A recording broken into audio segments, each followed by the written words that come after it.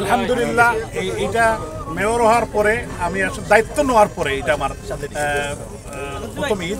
তো আমি প্রথমেই কৃতজ্ঞতা জানাই আমাদের সম্মানিত সিলেটের আধ্যাত্মিক নগরী হযরত শাহজালাল শাহফরানের পুণ্যভূমি আমাদের সিলেটের মানুষ যারা আমাকে ভোট দিয়ে নির্বাচিত করেছেন। আমি কৃতজ্ঞতা জানাই মাননীয় প্রধানমন্ত্রী রাষ্ট্রনায়ক শেখ হাসিনা আমাকে সিলেটের মানুষের কাছে পাঠিয়েছিলেন, সিলেটের মানুষ আমাকে ভোট দিয়ে নির্বাচিত করেছেন। আমি এই সিলেটের মানুষের সেবক হিসাবে কাজ করার আমি প্রতিশ্রুতি দিয়েছি, সেই প্রতিশ্রুতি নিয়েই আমি কাজ শুরু করেছি।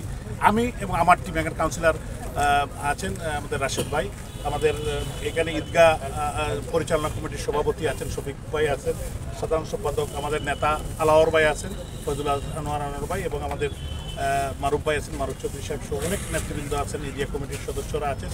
তো আর আমি আসলে প্রথমেই সুখ জানাই যে এই ঈদগাহর সাথে দীর্ঘদিন জড়িত ছিলেন যিনি জহির বক্স সাহেব, আমাদের মুরব্বী, আমাদের একজন অভিভাবক ছিলেন, আমাকে অনেক স্নেহ করতেন।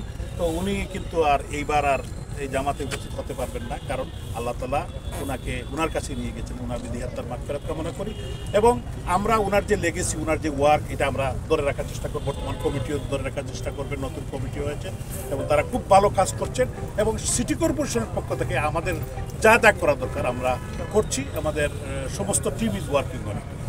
তো আমি সমস্ত নগরবাসীকে সবাইকে আহ্বান জানাবো যাতে সবাই ঈদগাতে আসেন। শাহী ঈদগাহ এটা আমাদের 700 বছরের ইতিহাস, এটা আমাদের সিলেটের একটি মানে খুবই ঐতিহ্যবাহী জিনিস, কৃষ্টি কালচার। এটা মুঘল আমল থেকে কিন্তু এখানে ফরহাদ কাকার আমল থেকে এখানে ঈদগাহ প্রতিষ্ঠা করা হয়েছিল, এরপর থেকে চলে আসছে। এবং সিলেটের মানুষ হিসাবে আমরা সৌভাগ্যবান, এইবার আমরা বলতে পারি। কিছু শিলাবৃষ্টি হয়েছে, কিছু মানুষ ক্ষতিগ্রস্ত হয়েছে, অনেকেই ক্ষতিগ্রস্ত হয়েছে, টিনে অসহায় মানুষ, তাদের পাশে আমাদের সর্বস্তরের মানুষ দাঁড়িয়েছে। আমরাও চেষ্টা করছি, ইনশাল্লাহ আগামীকাল থেকে আমরা একটু দেরি হয়েছে, সিটি কর্পোরেশনের পক্ষ থেকে একটা কিছু করার চেষ্টা করছি।